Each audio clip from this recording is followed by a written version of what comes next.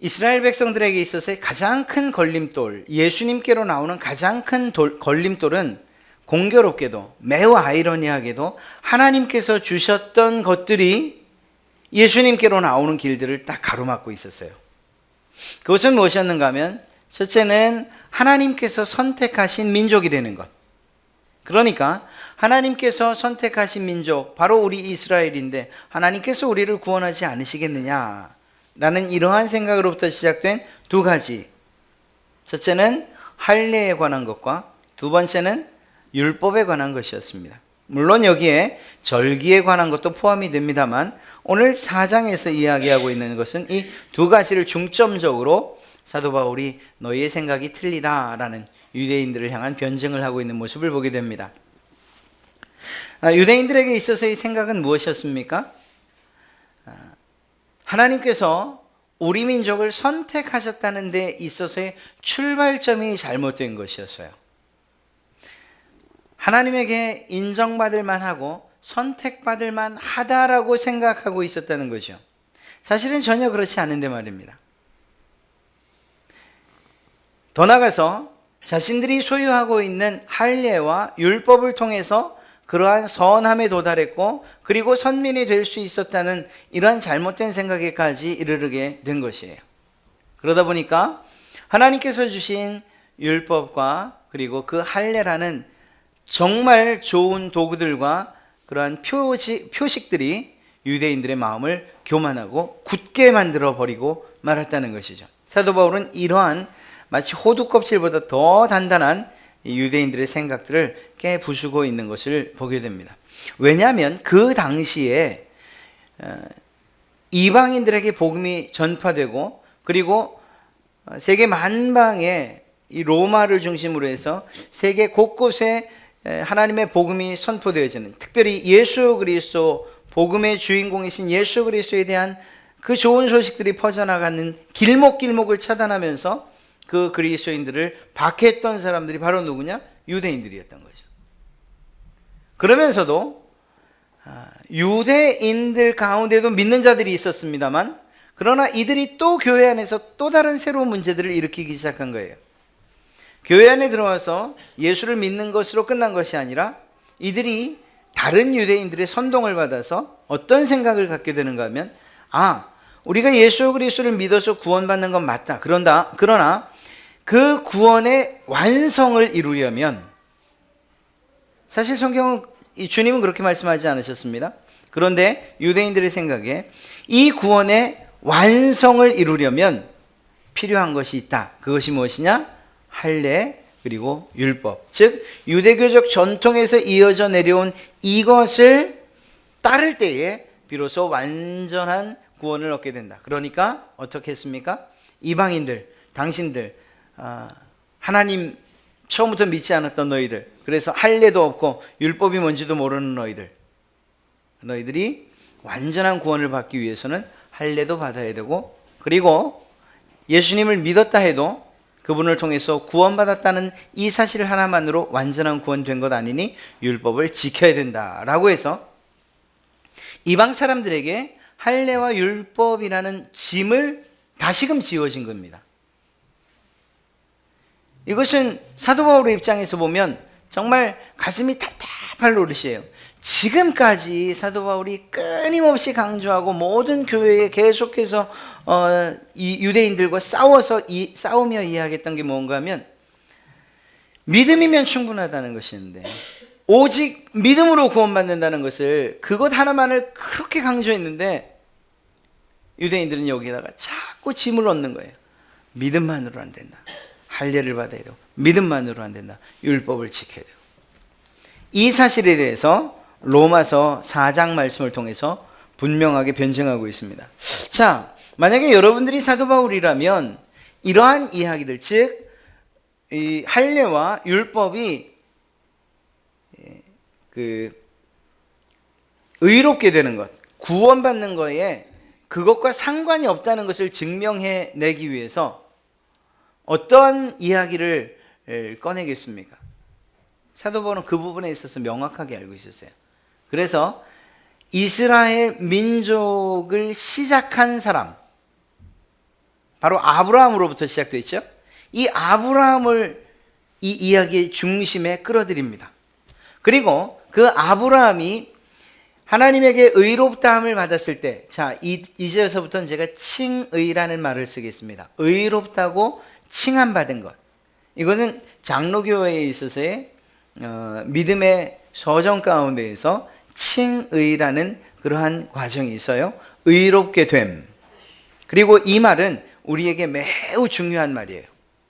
칭의. 자, 어찌되었거나 의롭게 되는 이 일과 할례 그리고 율법, 이것이 도대체 무슨 상관이 있느냐 혹은 관계가 있느냐 없느냐에 대해서 그 사실을 증명하기 위해서 예전에 하나님께서 아브라함을 택하실 때의 그 모습, 그 상황에 아브라함을 이 로마서 변증하는 그 법정 가운데 세워놓는 거예요. 아브라함이 이제 증인이 되는 거죠. 자, 아브라함의 이야기를 통해서 할례와 율법이 의롭게 되는 것과 상관이 없다는 것이 증명만 되면 그 누구도 이 이야기를 다시는 할 수 없는 거예요. 특별히 유대인들은. 그래서 이 4장을 통해서 아브라함의 이야기를 들어서 아브라함을 법정에 세우는 것을 통해서 믿음이 의롭게 되는데 오직 유일한 한 가지 조건이라는 것을, 그것을 증명해내고 있는 것입니다. 아주 기가 막힌 거죠. 그래서 어떻게 이야기를 합니까? 할례와 칭의, 의롭게 되는 것은 무관하다. 칭의, 좀 더 쉽게 말씀할게요. 하나님께서 의롭다고 인정하시는 것이에요. 우리가 의로워지는 것이 아니고 우리를 의롭다고 인정하시는 것. 이 점에 있어서도 유대인들과 사도 바울의 관점은 매우 달랐어요. 유대인들은 스스로를 의롭다고 여겼어요. 무엇 때문에? 그렇게 주장하고 있는 무엇 때문에? 율법 때문에. 우리에게 율법이 있지 않느냐? 우리가 그 율법을 지켜나가려고 애쓰고 있지 않느냐? 또 한 가지는 뭘 가지고 그렇게 말했다고요? 할례 때문에. 봐라, 우리 모든 이스라엘 남자들이 다 할례 받지 않았냐? 이게 의롭게 된 증거 아니냐? 이렇게 이야기를 하고 있는 것입니다. 그러나 그들은 선하게 됐다고 이야기하지만 결코 성경은, 결코 하나님은 우리를 향해서 우리 자체를 선하다고 인정하신 법이 없어요. 그리고 우리 스스로도 그건 알아요. 우리는 의롭다고 인정함 받을 만한 그러한 존재가 아니라는 것을 너무 잘 알고 있어요. 우리는 타고나면서부터 원래부터 진노의 자식들이었고, 그리고 그 진노 때문에 어찌할 바 모르는 우리의 운명이 정해져 있는 영원한 지옥으로 갈 수밖에 없는 자들이라는 걸 우린 잘 알아요. 그럼에도 불구하고 유대인들은 자기들만큼은 하나님이 선택하셨고 우리에게 율법을 주셨고 우리에게 할례라는 표식을 주셨기 때문에 우리는 의롭다라고 그렇게 말하고 있었던 거죠. 그러다 보니까 이방인들을 그렇게 개처럼 취급하는 거예요.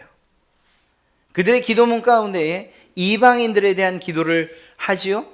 하나님, 우리를 이방인으로 태어나지 않게 해주셔서 감사합니다. 여자로 태어나지 않게 해주셔서 감사합니다. 그 이유가 뭔지 아십니까? 영원히 불타는 지옥의 불쏘시개로 사용될 이방인으로 태어나지 않게 해주셔서 감사합니다. 그게 그들의 기도문이에요. 유대인들의. 얼마나 그들의 선민의식이 강하고 그 강함이 교만으로 드러나고 있는지 알 수가 없어요. 그들은 의롭다고 확신을 하고 있는 것입니다. 율법과 할례 혹은 그들의 지키는 절기들 때문에.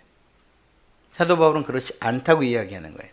자, 사도 바울이 맞는지 유대인들의 말이 맞는지 우리 한번 봅시다.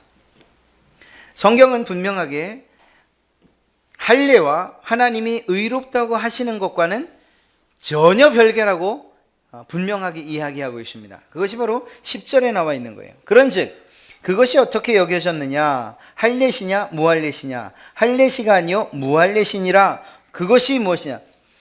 의로 여겨진 것. 그 앞절에 있잖아요. 그 믿음이 의로 여겨졌다. 믿음이 의로 여겨졌다. 의롭다고 칭한 이것이 무할례 때, 즉 아브라함이 할례 받았을 때냐 할례 받지 않았을 때냐, 이걸 묻는 거예요. 이건 정말 중요한 거예요. 이스라엘 백성들이 여기에서 정말 아무런 할 말이 없게 되는 거예요. 여러분, 아브라함이 하나님에게 부르심을 받고 넌 의롭다라고 인정받았을 그때 아브라함이 할례를 받은 다음일까요? 할례 받지 않았을 때일까요? 할례 받지 않았을 때예요. 할례와 무관할 때예요. 오히려 그 할례는 구원받은 자, 하나님의 부르심을 받은 선택받은 자라는 표식으로 주신 거예요.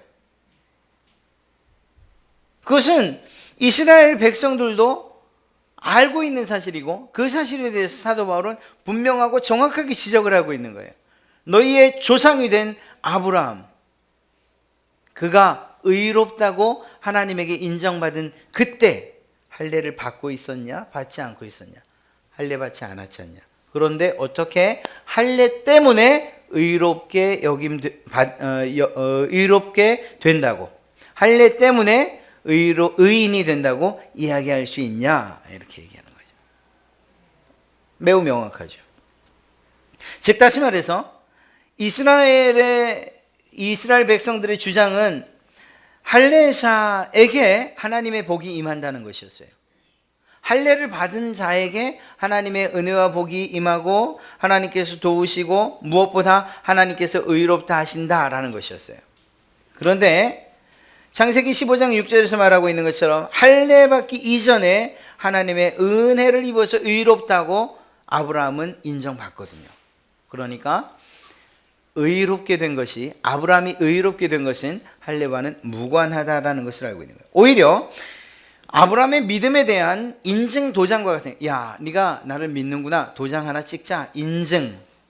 마치 요즘에 우리 아이들이 무슨 어디 가서 뭘 먹으면서 인증샷 찍는 것처럼, 나 이거 먹었다, 나 여기 왔다, 나 누구 만난다, 이러는 것처럼 믿음으로 구원받았고 믿음으로 의롭게 되었다는 것에 대한 인증 도장에 불과한 것이 사실은 이 할례였다는 것이죠. 그렇기 때문에 의롭게 불려지는 것에 대한 증거일 뿐이지 그것을 받았기 때문에 의롭게 되는 것은 아니라는 사실이에요. 이건 매우 중요해요. 지금 우리에게도, 우리 믿는 우리들에게도 이러한 의식, 매우 중요한 의식이 한 가지가 있기 때문이에요. 뭘까요? 세례. 우리가 세례에 대해서 이러한 식으로 착각을 해서는 안 되는 거예요. 세례를 받지 않아서 의롭게 되지 않는 것이 아니고, 의롭게 될 수 없는 것이 아니고, 세례를 받았으니 무조건 의롭게 되는 것이 아니라는 거예요. 세례는 구원받은 자들에게 주신 하나님의 외적 증거일 따름이에요. 그런 면에서 볼 때에 이 세례를 받았다는 것이 내가 구원받았다는 것에 대한 완전한 표를 의미하는 것도 아니라는 것이죠. 더더욱이 세례가 우리의 의로움을 자랑하는 도구로 사용되어서는 안 된다는 거예요. 나 세례받은 사람이요, 이것은 오히려 내가 의로운 사람이요 라고 말하는 것이 아니라 그 말의 진의는 무엇이냐? 나 이제 하나님의 백성 돼서 그런 책임으로 살아야 될 사람이요 라는 그러한 이야기라는 거예요. 이 두 가지는 매우 다른 거예요. 나 세례받았으니까 이제 무슨 일을 해도, 어떤 일을 해도 천국 갈 수 있는 사람이 됐소, 이렇게 말할 수 없다는 거예요. 세례가 중요한 거예요. 정말 중요한 거예요. 우리의 거듭남과 상관되는 것이고 무엇보다 그리스도와의 연합의 이러한 표식이에요. 내가 죽고 예수 그리스도가 내 안에 사는 것에 대한 그러한 의식이에요. 그것을 기념하는 거예요. 그런 면에서 우리는 매우 중요한 것임에 틀림없어요, 세례가. 그러나 그것이, 단순한 그 의식이 우리를 의롭게 하는 것, 우리가 하나님 앞에서 의롭다고 칭함받는 것은 아니라는 거예요. 더 정확하게 말씀드릴까요? 세례를 받았기 때문에 구원받았다라고 이야기하는 것은, 그것은 옳지 않다는 거예요. 제가 좀 너무 과격하게 말씀드리나요? 그런데 사실이에요. 제가 이 말씀을 드리는 이유는 무엇인가 하면, 그것이 여러분들로 하여금 자랑거리가 되어서는 안 된다는 걸 말씀드리는 거예요. 나 세례받은 사람인데, 내가 그래도 왕년에 세례받았는데. 여러분, 이것은 우리가 자랑할 만한, 그렇게 교만스럽게 이야기할 만한 것이 아니고, 다시 말씀드리지만 내가 세례받았습니다라는 것은 다른 말로 하면 나는 벌써 죽고 그 물속에 잠겨서 죽었고 다시 살아날 때 내 안에 예수 그리스도가 살아난 사람이요. 그래서 나는 예수님처럼 살아야 될 그런 책임을 가진 사람이요라고, 그렇게 오히려 내가 하나님 앞에 올바로 살아야 될 그러한 이유를 밝히는 데 있어서 내가 세례받은 사람입니다라고 말해야 되는 거예요. 그건 우리를 의로운 길로 천국으로 인도하는 그런 길잡이가 되지 않아요. 오직 예수 그리스도, 그분을 믿는 믿음 외에는 없어요. 어떤 행위가 아니에요. 그런 면에서 우리가 정말 잘못 생각하면 이 할례자들과 별반 다르지 않은 생각을 갖고서 착각 가운데 살 수 있다는 것을 잊지 말아야 되죠. 자, 또 한 가지는 무엇이었는가 하면 너희들이 그렇게 자랑하는 율법, 그 율법과 하나님의 의롭다 하심은 전혀 관계가 없다고 또 사도 바울은 이야기하고 있습니다. 오늘 우리가 읽은 말씀 가운데 있어요. 바로 13절 말씀이죠. 13절 말씀 다시 한번 읽어드리겠습니다. 아브라함이나 그 후손에게 세상의 상속자가 되리라고 하신 언약은 율법으로 말미암은 것이 아니요, 즉 다시 말해 하나님께서 내가 의롭다, 이제 나의 상속자가 되었다라고 하신 그 약속은 율법으로 된 것이 아니고 뭘로 되었다고요? 오직 믿음의 의로 말미암은 것이니라. 믿음으로 된 것이라고 이야기하고 있어요. 이스라엘 백성들의 착각을 깨부수는 거죠. 이스라엘 백성들은 어떻게 생각하고 있었습니까? 하나님의 약속, 그 축복을 받기 위해서 율법을 지켜야만 한다. 율법을 지켜야만 하나님의 백성이 된다. 하나님의 의롭다 하시는 하나님의 음성을 듣게 될 것이다. 인정을 받게 될 것이다. 그렇게 이야기하고 있어요. 그러나 그게 아니라는 거예요. 율법은 언제 주어졌느냐 하는 것을 사도 바울은 이야기하고 있어요. 율법이 언제 주어졌습니까? 아브라함이 하나님에게 의롭다함을 받은 다음에 율법이 주어졌습니까? 아니면 아브라함이 의롭다함을 받기 이전에 율법이 주어졌습니까? 이게 이후죠, 이후. 보세요. 아브라함이 하나님에게 부르심을 받아서 자기 고향과 그리고 자기의 모든 친척들을 버리고 하나님이 명령하시는 그 땅 가나안으로 떠났어요. 그리고 그때로부터 400년 혹은 430년이 지나서 시내산에서 율법을 받아요. 기간이 짧은 것도 아니에요. 400년 이상이나 흘러서 율법이 수여가 되는 거예요. 그런데 이스라엘 백성들은 이 율법을 지켜서 우리가 의롭게 되었다라고 이야기하니까 사도 바울은 그게 아니라는 거죠. 너희들의 조상 아브라함을 봐라. 아브라함이 하나님에게 의롭다함을 받을 때에 율법을 지켜서, 그 율법을 지켜서 의롭다고 함 받았냐? 뭔 소리? 정말 정신 나간 소리구나. 아니잖냐? 400년이나 뒤에 율법이 수여됐는데 무슨 말도 안 되는 소리를 하느냐? 이렇게 얘기하는 거예요. 여러분, 여기에 있어서 사실 이스라엘 백성들에게 율법이 주어졌다 하더라도, 아브라함에게 율법이 주어졌다 하더라도 그 율법을 지킬 능력이 아브라함에게 있었겠느냐라는 질문은 우리는 안 할 수가 없어요. 그 율법을 지켜서 구원받을 만한 능력이 아브라함에겐 없어요. 하나님께서 하신 약속도 못 믿었는걸요. 하나님께서 아들을 주겠다고 약속하셨잖아요. 그런데 그 약속을 자기의 방법으로, 인간적인 방법으로 얻기 위해서 수를 쓰지요. 첫 번째 방법은 어떤 것이었습니까? 자기의 종에게서 난 아들을 자기의 아들 삼겠다고 얘기했었죠. 두 번째는 뭐였죠? 이스마엘을 통해서 하갈, 자기 아내의 몸종인 하갈을 통해서 난 이스마엘, 그가 상속자가 될 것입니다 라는 말로써 하나님의 믿음을 배반했죠. 그리고 결국은 하나님께서 하시는 방법대로 이삭을 자기의 상속자로 삼게 돼요. 여러분, 두 번이나 넘어졌다는 얘기예요. 무슨 얘기인가 하면 그에게 율법이 주어졌다 하더라도 역시 하나님의 그 율법을 지켜서 그가 의롭게 되는 일은 없다는 거예요. 있을 수가 없다는 거예요. 그만큼 연약하기 때문에, 그 안에 있는 죄성 때문에, 그 안에 있는 죄책 때문에. 아브라함도 죄를 지은 한 인간에 불과하기 때문에 그가 율법을 통해서, 무엇인가 행위를 통해서, 무엇인가 지켜서 그가 의롭게 되는 일은 없다는 거예요. 하물며 우리는 어떻게 했냐는 거예요. 여러분, 이스라엘 백성들이 율법에 대해서 얼마나 철두철미하게 지키는지 잘 말씀드렸죠. 언젠가 말씀드렸잖아요. 그들의 대사관에 들어가 보면 안식일을 어떻게 지키는지에 대해서 정말 말도 안 되는 것 같은 그러한 이야기들을 쭉 써놨잖아요. 심지어는 안식일에 자기 집 초인종도 안 누른다고 말씀드렸잖아요. 그 이유가 무엇이었죠? 그 일하는 것 때문이었어요. 일. 다른 사람이 눌러주는 건 괜찮은데 자기 손으로 누르는 건 일을 하는 것이 되기 때문에 그래서 누르지 않는다고 얘기를 했어요. 그럴 정도로 율법을 신실하게 지키려고 애쓰는 사람들이라는 거예요. 그런데 그렇게 해도 그 율법을 통해서는 구원받을 수 없다고 사도 바울이 말하는데, 우리 같은 사람들에게 하나님의 율법이 주어지면 그 율법대로 살아서 구원받는 일이 가능하겠냐?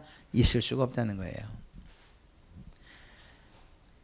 그것과 상관없이 율법과 하나님의 의롭다 하시는 그 칭의는 전혀 무관하다는 사실을 사도 바울이 오늘 말씀을 통해서 분명하게 이야기하고 있는 것입니다.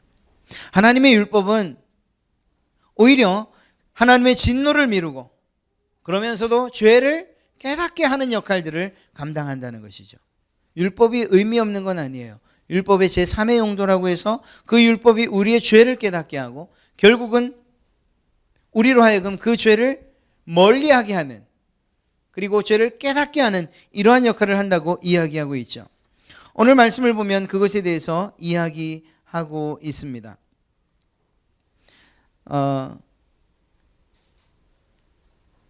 14절 말씀을 보면 만일 율법에 속한 자들이 상속자이면 믿음은 헛것이 되고 약속은 파기되었느니라. 율법은 진노를 이루게 하나니,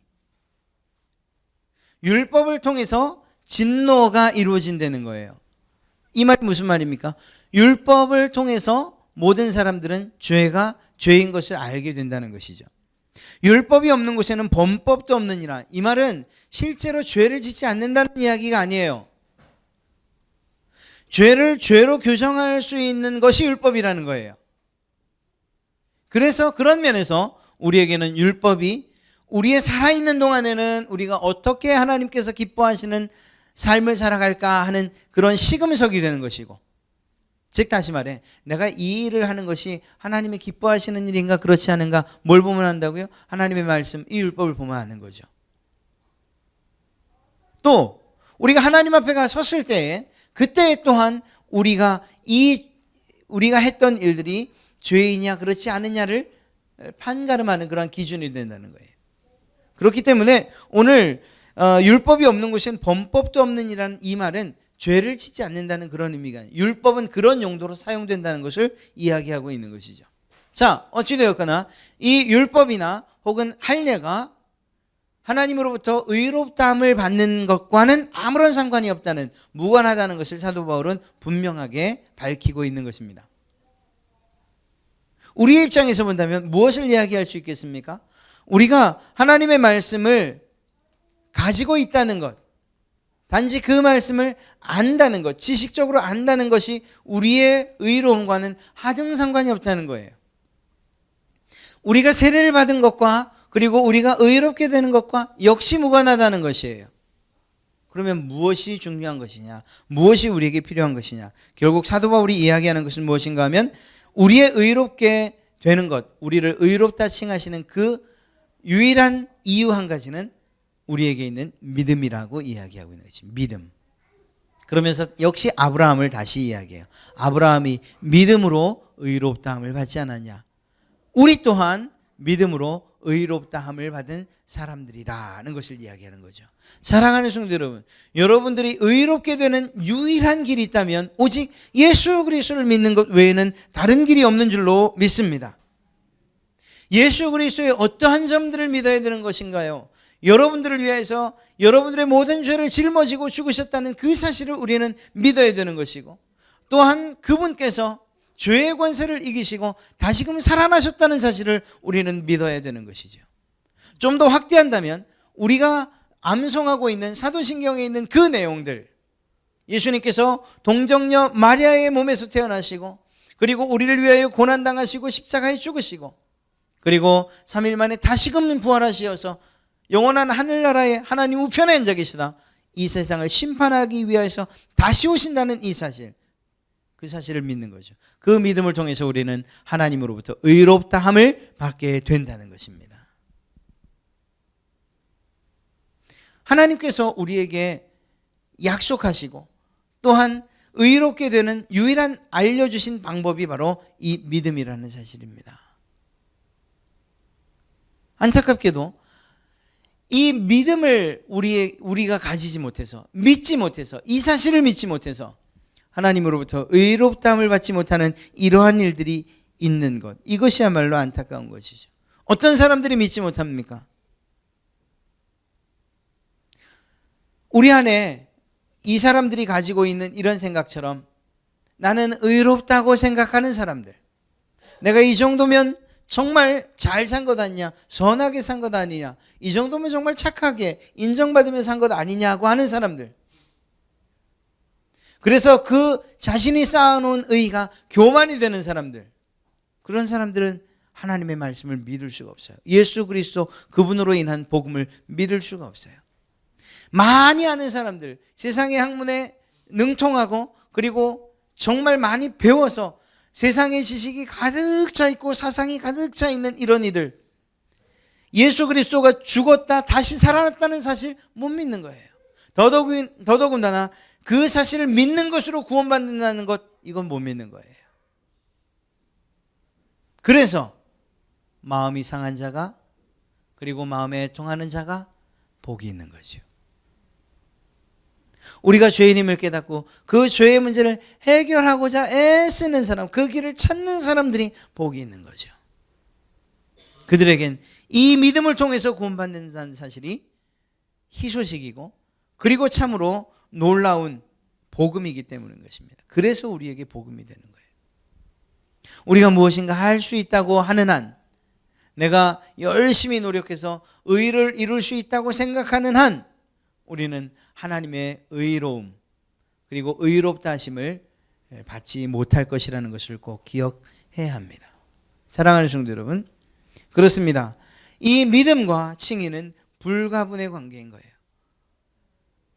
세상은, 특별히 유대인들은 할례와 율법을 통해서 우리가 의롭게 되었다라고 말하지만 그것이 아니라는 거죠.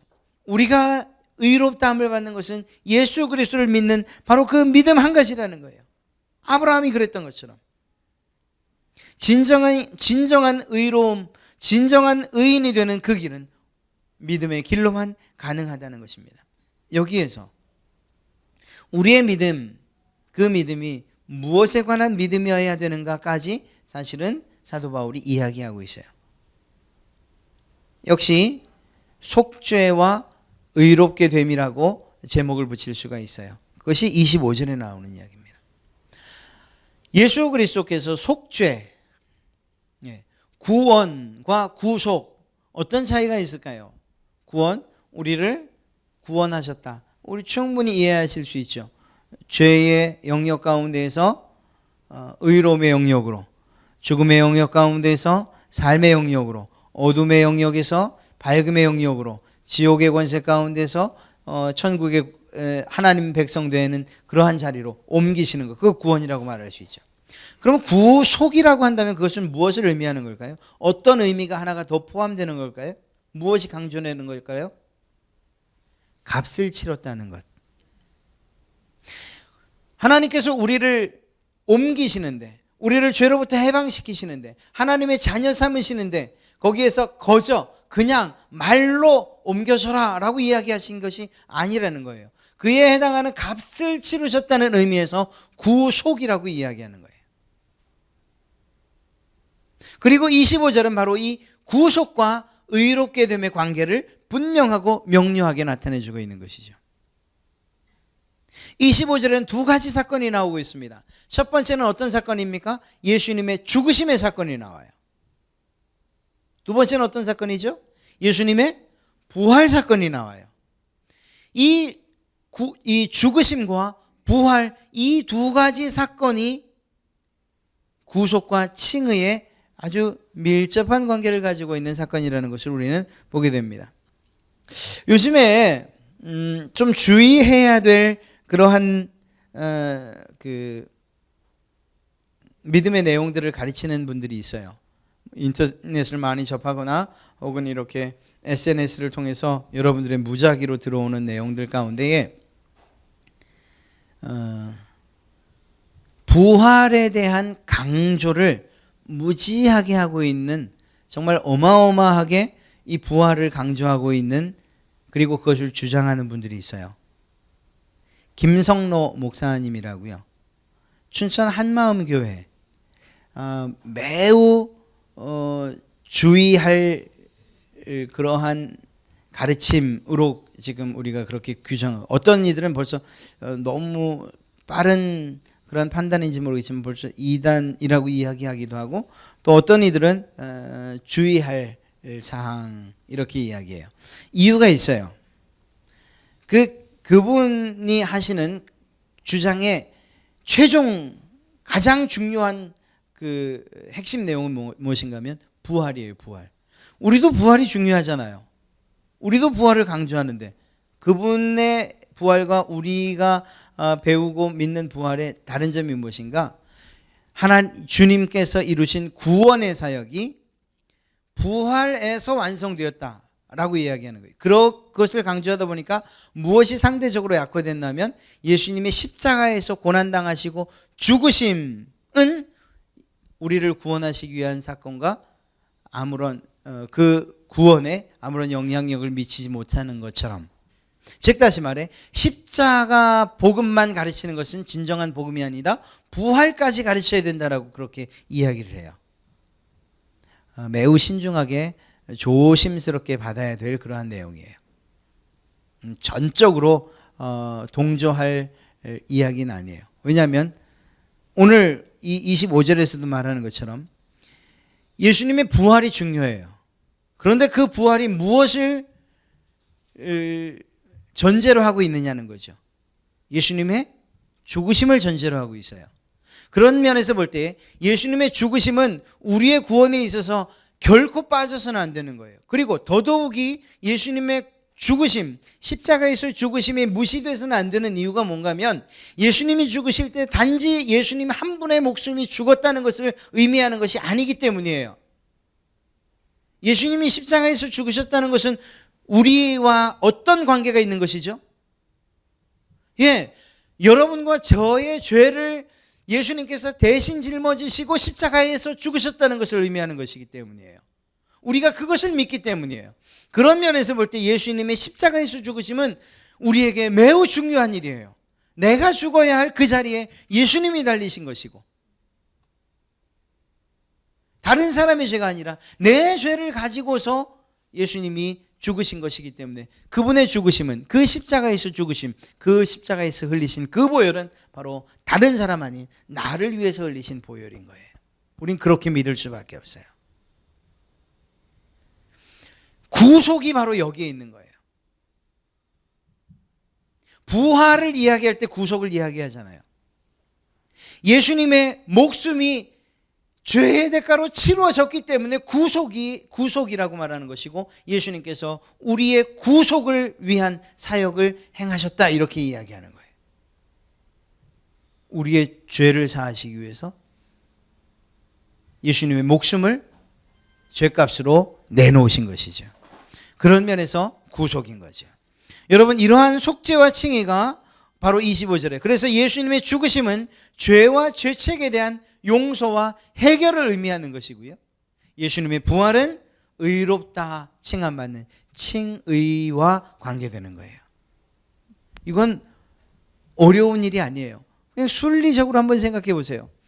우리가 정말 우리의 죄의 문제가 해결되기 위해서는 죽는 길밖에 없잖아요. 다른 방법이 있습니까? 없어요. 죄 지은 사람이 죽는 것 외에는 다른 방법이 없어요. 이건 하나님의 공의가 실현되기 위해서도 반드시 일어나야만 하는 일이에요. 그러나 그 죄의 대가로 여러분이나 제가 죽고 만다면, 영원히 지옥불에 떨어지고 만다면, 그것이 도대체 내게 어떤 의미가 있고 하나님의 사랑이 내게 어떤 방식으로 나타났단 말입니까? 이미 우린 지옥불에 던져졌는데, 하나님께서 우리를 사랑하시는 그 사랑, 그리고 공의를 깨뜨리지 않고 우리를 사랑하신 방법이 바로 십자가에 담겨져 있는 거예요. 예수님께서 우리의 죄를 짊어지시고 하나님의 어미하신 공의 아래 심판당하셔 죽으십니다. 그리고 주님께서 다시금 살아나셨어요. 그 죽으심 때문에 우리가 죽지 않아도 된 것이죠. 그것이 하나님의 사랑이라는 거예요. 우리를 죽이지 아니하시고 우리 대신 다른 사람, 죄 없으신 예수님을 죽이신 것, 그렇게 결정하신 것, 그렇게 계획하신 것, 그리고 그렇게 이루신 것, 그것이 하나님의 사랑이고, 그 일을 마다하지 않고 십자가로 묵묵히 걸어가신 그 예수님, 그분이 우리에게 내보여주신 것, 그것이 은혜인 거예요. 주님께서 값을 치르셨단 말입니다. 죽으심으로. 오늘 이야기하잖아요. 25절에 예수는 우리가 범죄한 것 때문에 내줌, 죽음의 십자가에 내줌이 된 거예요. 누구의 죄 때문에? 우리가 범죄한 것 때문에. 더 정확히는 내가 범죄한 것 때문에 십자가에 예수님이 내어줌이 되었어요. 하나님도 그것을 승인하셨어요. 그래서 하늘이 닫히고 땅이 갈라진 거예요. 하나님께서 예수님의 죽으심의 순간을 참아보실 수 없어 눈 감으시고 뒤 돌아선 것이라고 봐도 틀리지 않을 거예요. 죽음에 내주신 거예요. 그런데 뿐만 아니라 예수님께서 부활하시는 그 일을 위해서, 그 일을 통해서 우리는 어떻게 되었습니까? 의롭게 되었다.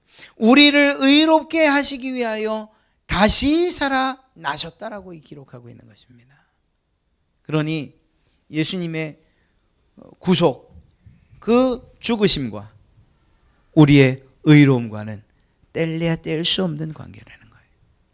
죽으심으로 우리의 속죄함이 완성되었고, 그분의 살아나심으로 의롭다함을 칭함받게 되었다는 거예요. 이 사실을 믿는 믿음으로써 우리가 의롭게 된다는 사실이죠.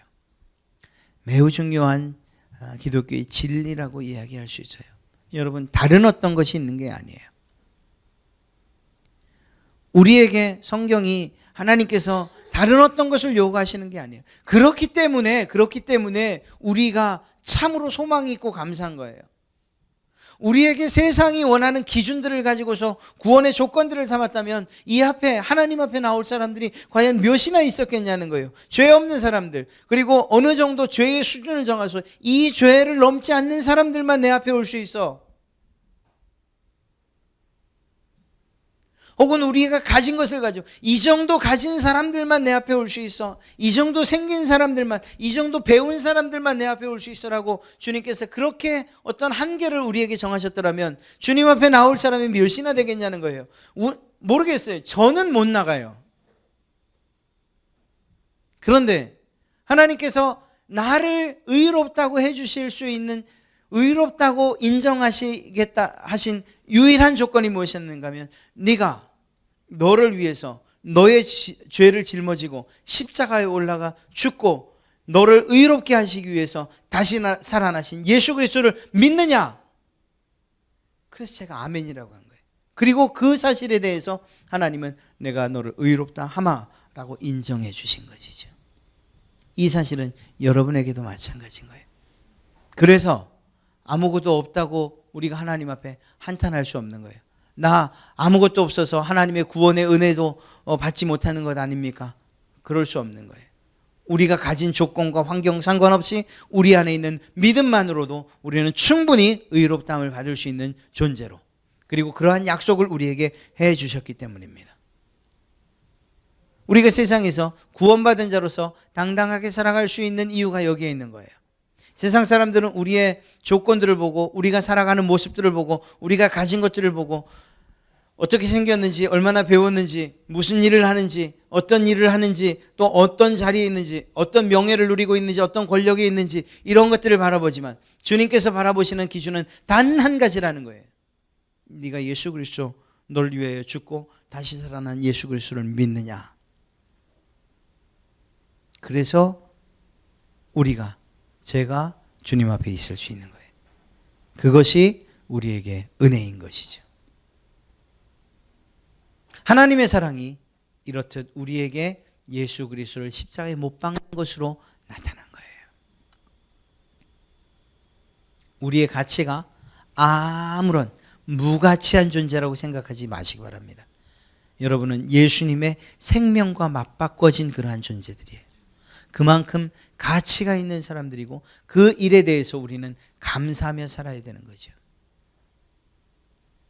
주님께서 그 일을 이루셨고 하나님께서 그 일을 이루셨기 때문에 하나님 앞에 와서는 우리는 납작 엎드릴 수밖에 없는 것이고, 주님 앞에 감사와 감격의 눈물을 흘릴 수밖에 없는 거예요.